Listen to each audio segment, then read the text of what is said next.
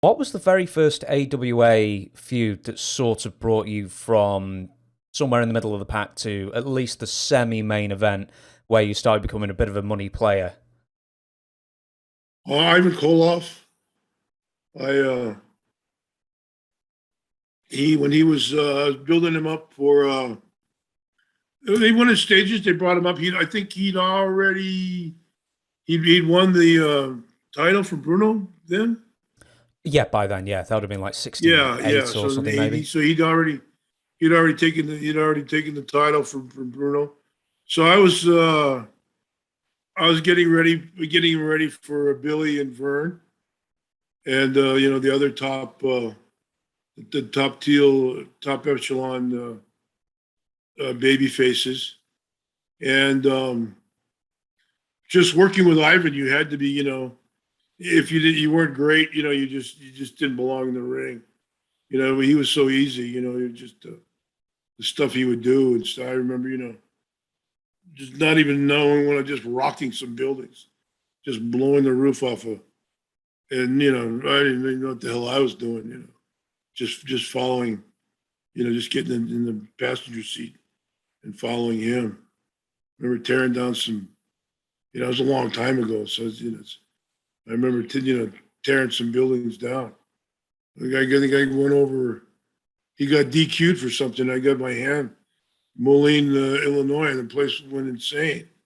When he was that hot, and the Russians still, was the, oh gosh, what was it, 74, 72? The Russian thing was just, the Russian thing was on fire. So just working with him. Yeah, I know. Obviously, you wouldn't have hung around with him in public, but are you aware that Ivan would just keep the Russian accent all the time? He'd never break character, basically. Um, that I imagine if he got in a pub and where people knew where he was Hmm. and stuff, he kept it up. Otherwise, he's a real soft spoken, quiet guy. Yeah. Someone else that you also had a big feud with early on in AWA was the Big K. Now, when we spoke about a month ago, I got Big K mixed up with Gene Kaniski. No, I'm sorry. Killer Kowalski. Walter Kowalski. Kowalski. Yeah, so there's Walter Kowalski, and then there's the other Killer Kowalski. Kowalski. Yeah. So Big K, I don't know anything about him. Please enlighten me. He was Stan Kowalski. He was a good hand in the Midwest there. He and a fellow named Tiny Mills, which I know nothing about, but he was a good sized guy. He was, probably when I was with him, he was, kind of heavier. But when he was younger, he was like 6'3", 6'4", approaching 300 pounds, in good shape, good worker, good psychology. He was Ivan's manager. So I kind of, he was Koloff's manager. So that's how I got into a little feud with him.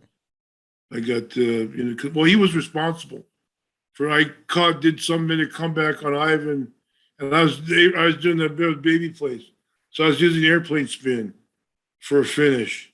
So cut Ivan up and started to airplane spin him, and he reached in and I don't know if he grabbed with his hand or a cane or something. He tripped me and I fell on my face with the Koloff on my shoulders, and that's all. Otherwise, I would have beaten that dirty Russian. That's how Ivan. So I had something going with both of them, which I was lucky. It was a great learning tool for me. One guy was experienced and easy and slow, methodical, and then Ivan was go go go, so it was yin and yang. It was a good. I was lucky to be in a program like that. How do you have a manager in the old territory days that's like almost half a foot and way bigger than the guy they're managing? Well, Ivan was solid. Ivan was still 300, still in the threes there. So he wasn't that small, and Big K, he wasn't, he wasn't that type of intimidating look. He was good size guy, but a little wide in the hips. Not a fat stomach, but little bigger in the midsection and stuff than your normal wrestler at the time. So, but still, like I said, yin and yang. One slow and methodical, and Ivan just boom, boom, bang, bang all the time, which was cool too. Yeah. I take it this was this was definitely the time before entrance themes and such. But man, if he started doing that, like Nikolai Volkov did the Russian national anthem, God, if Ivan had done that in the early '70s, I'm sure he'd have been shot. Yeah. Russians had a good heat there. Yeah.